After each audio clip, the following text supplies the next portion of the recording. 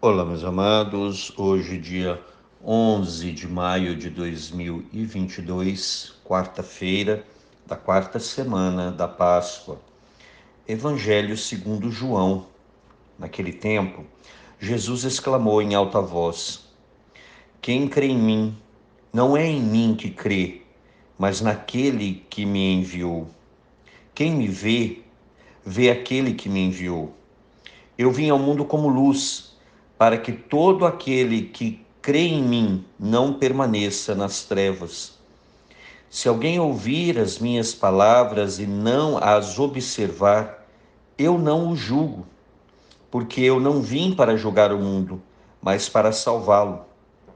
Quem me rejeita e não aceita as minhas palavras já tem o seu juiz.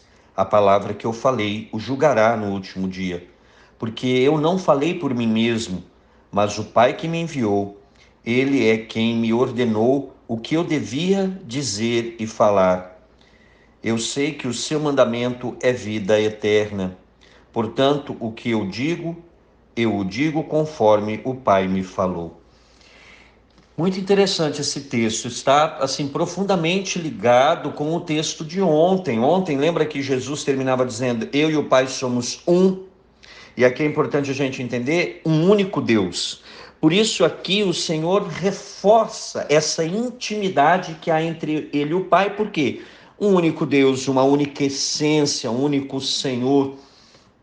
Então, nós vamos vendo exatamente isso. Jesus fala que tudo aquilo que ele faz, ele não faz por si só. Tudo aquilo que ele não prega por si só.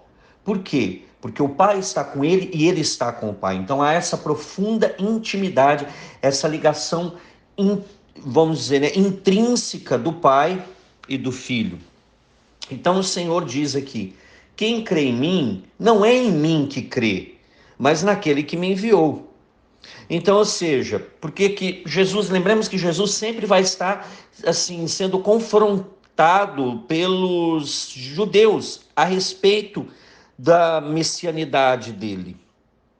E aí ele só fala isso: olha, não é em mim que vocês estão crendo, vocês estão crendo no Pai. Por quê? Porque o Pai me enviou. O Pai falou de mim através dos profetas lá no Antigo Testamento. Então, se vocês estão me acolhendo, vocês estão crendo em mim, vocês estão crendo na promessa que o Pai fez e que está cumprindo em mim. Portanto, vocês acolhem aquele que me enviou. Então, vocês creem, quando vocês creem em mim, vocês estão crendo no Pai, naquele que me enviou. E aí ele continua: quem me vê, vê aquele que me enviou. É o que eu falei, aqui o Senhor fala muito dessa intimidade, esse único Deus que é Pai, Filho e Espírito Santo, esse mistério da Santíssima Trindade. O Senhor aqui vai nos revelando também. Ele continua: eu vim ao mundo como luz, para que todo aquele que crê em mim não pereça, não permaneça nas trevas.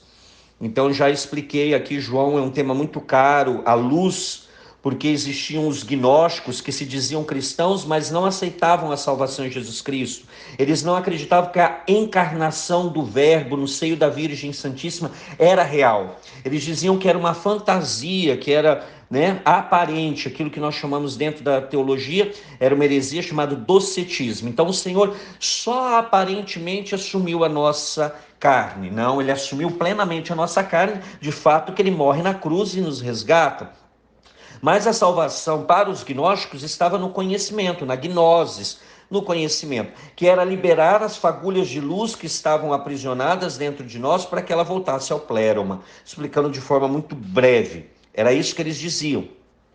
Santo Irineu de Leão foi um dos grandes combatentes do gnosticismo, talvez o maior combatente do gnosticismo. Então, se você quer conhecer mais sobre o gnosticismo, sobre o que a igreja disse, leia a diversos héreses contra as heresias de Santo Irineu de Leão.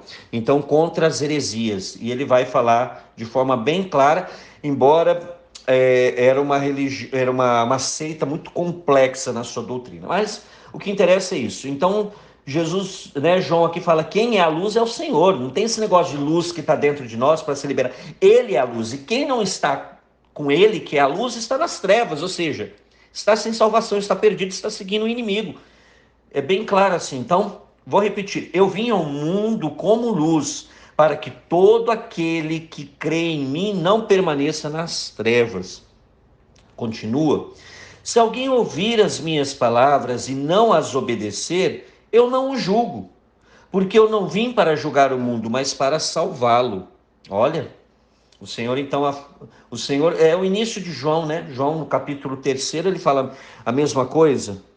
Não penseis que, né, ele vai dizer, Deus, de tal modo Deus amou o mundo que enviou o seu Filho único para que todo que nele crer não pereça, mas tenha a vida eterna, porque o Filho não veio para condenar o mundo, mas para que o mundo seja salvo por ele. Então, é exatamente o Senhor que está lembrando, olha, eu não vim aqui para julgar, eles vão ser julgados, mas não por mim, porque eu vim para salvar. Agora, quem não quer a minha salvação, quem não aceita a salvação, ele é livre. Mas quem vai julgar sou eu, não, eu vim para salvar. Então, meu papel é ser salvador, e a pessoa deve aceitar ou não a salvação. Se ela aceitar a salvação, ótimo, ela vai ser salva. Se não aceita a salvação, não sou eu quem vai julgar. Quem vai julgar? O Senhor vai falar claramente. Quem me rejeita e não aceita as minhas palavras, já tem o seu juiz. E agora ele vai falar quem é esse juiz. A palavra que eu falei o julgará no último dia. Então, o próprio anúncio do evangelho ali que o Senhor está fazendo vai ser o julgamento daquelas pessoas. Aquelas pessoas vão ser julgadas pelo anúncio do evangelho que eles não acolheram. E que anúncio é esse? Que Jesus é o Messias, que ele é o Filho de Deus, que ele é o único Salvador. Então, nós aqui seremos julgados por acolher ou não acolher a palavra do Senhor, de seguir ou não seguir o Senhor. E aí ele continua.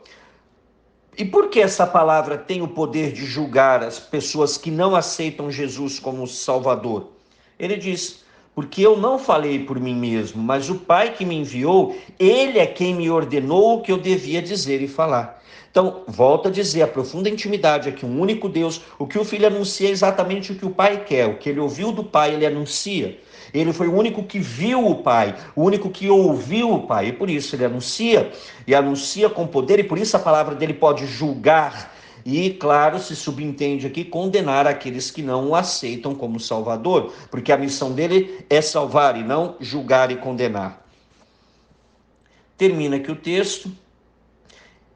Eu sei que o seu mandamento, o mandamento do Pai, é vida eterna. Portanto, o que eu digo conforme o Pai me falou. Então, o Pai me enviou para pregar o quê? A salvação, a vida eterna. Não é para pregar condenação.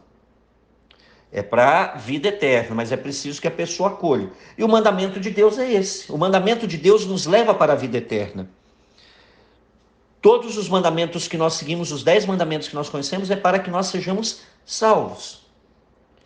E aí, por isso, o Senhor diz, tudo o que eu digo é conforme aquilo que o Pai falou. Senhor, nós pedimos hoje de forma especial, mais uma vez, a graça da fé, já que este evangelho fala em crer e não crer. Muitas vezes nós dizemos até que cremos, Senhor, mas não vivemos como realmente homens e mulheres de fé. Dá-nos a graça de ter coerência no falar e no agir e no falar. Que nós possamos, Senhor, realmente ser no mundo o sinal da tua presença. Como o Senhor veio como luz para o mundo, para iluminar as trevas, para nos tirar do pecado, para nos tirar da morte, para nos dar vida e vida em plenitude e vida eterna. Que nós possamos, Senhor, abrir mão de todas as coisas para ganharmos aquilo que realmente importa, que é a vida eterna. E, Mãe querida, mais uma vez pedimos a tua intercessão, suplica por todos nós, mas de forma especial, Mãe, pela paz mundial e pelo fim desta pandemia. Ave Maria, cheia de graça, o Senhor é convosco, bendita sois vós entre as mulheres e bendito é o fruto do vosso ventre, Jesus. Santa Maria, Mãe de Deus, rogai por nós, pecadores, agora e na hora de nossa morte. Amém.